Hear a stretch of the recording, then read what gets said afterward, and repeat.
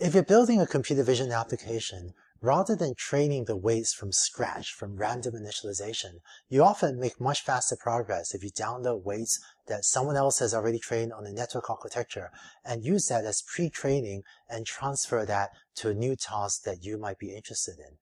The computer vision research community has been pretty good at posting lots of datasets on the internet. So if you hear of things like ImageNet or MS Coco or Pascal types of datasets, these are the names of different datasets that people have posted online and that a lot of computer vision researchers have trained their algorithms on.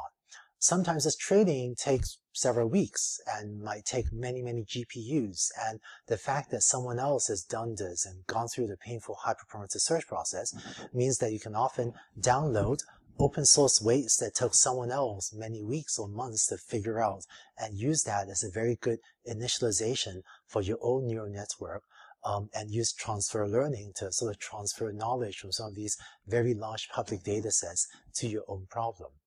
Let's take a deeper look at how to do this. Let's start with an example. Let's say you're building a cat detector to recognize your own pet cat. So, according to the internet, Tigger is a common cat name, and Misty is another common cat's name. And let's say your cats are called Tigger and Misty, and there's also, neither. So you have a classification problem with three classes. Is this picture Tigger, or is it Misty, or is it neither? And we'll ignore the case of both of your cats appearing in a picture. Now, you probably don't have a lot of pictures of Tigger or Misty, so your training set will be small. So what can you do? I recommend you go online and download some open source implementation of a neural network. And download not just the code, but also the weights.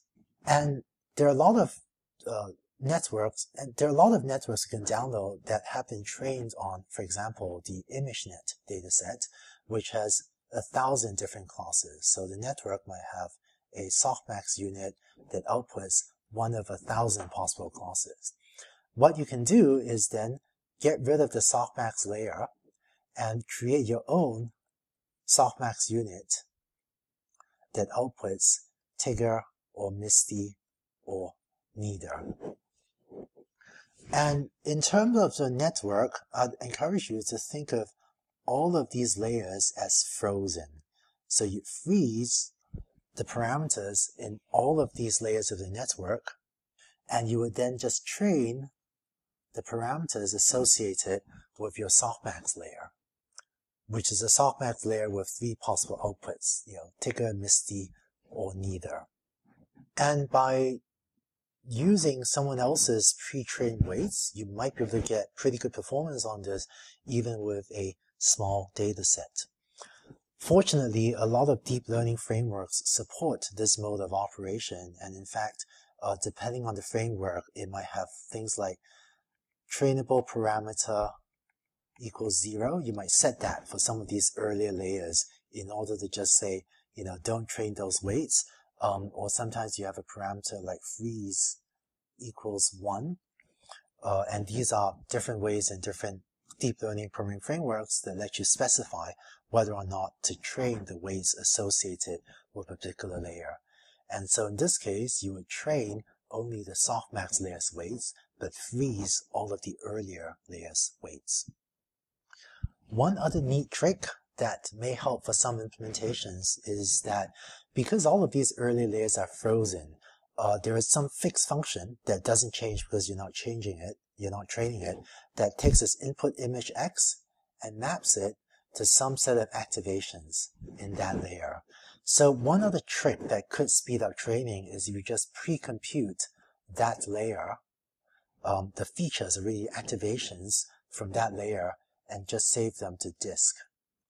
And what you're doing is you're using this fixed function in this first part of the neural network to take as input any image X and compute some feature vector for it, and then you're training a shallow softmax model from this feature vector to make a prediction. And so one step that could help your computation is you just pre-compute that layer's activation for all the examples in your training set and save them to disk, and then just train a softmax classifier on top of that.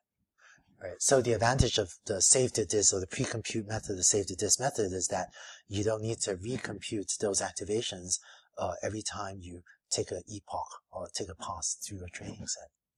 So this is what you do if you have a pretty small training set for your task.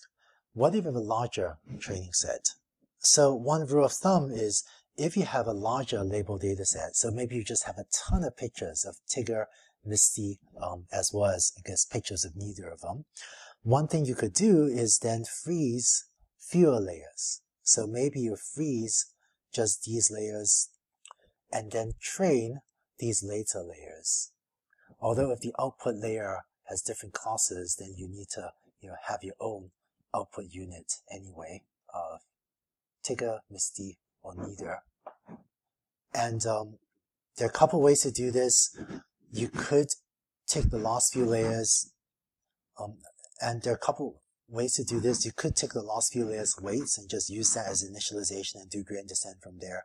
Or you could also blow away these last few layers and just, use your own new hidden units and then your own final softmax output. So either of these methods could be worth trying. But maybe one pattern is if you have more data, the number of layers you freeze could be smaller, and then the number of layers you train on top could be greater. And the idea is that if you have a bigger data set, then maybe you have enough data not just to train a single softmax unit, but to train some, modest-sized neural network that comprises the last few layers of this final network that you end up using. And then finally, if you have a lot of data, one thing you might do is take this open source network and weights and use the whole thing just as initialization and train the whole network. Although again, if this was a 1,000-node softmax and you have just 3 outputs, you need your own softmax output to output the labels you care about. But the more label data you have for your task, so the more pictures you have of Tigger, Misty, and neither, the more layers you could train. And in the extreme case, you could use the weights you download just as initialization, so they would replace random initialization, and then you could do gradient descent training, updating all the weights and all the layers of the network. So that's transfer learning for the training of ConvNets. In practice, because the open data sets on the internet are so big and the weights you can download that someone else has spent weeks training has learned from so much data, you find that for a lot of computer vision applications, you just do much better if you download someone else's open source weights and use that as initialization for your problem. So in all the different disciplines, in all the different applications of deep learning, I think that computer vision is one where transfer learning is something that you should almost always do unless you actually have a very, very large, unless you have an exceptionally large data set to train everything else from scratch yourself. But transfer learning is just very worth seriously considering unless you have an exceptionally large data set and a very large computational budget to train everything from scratch by yourself.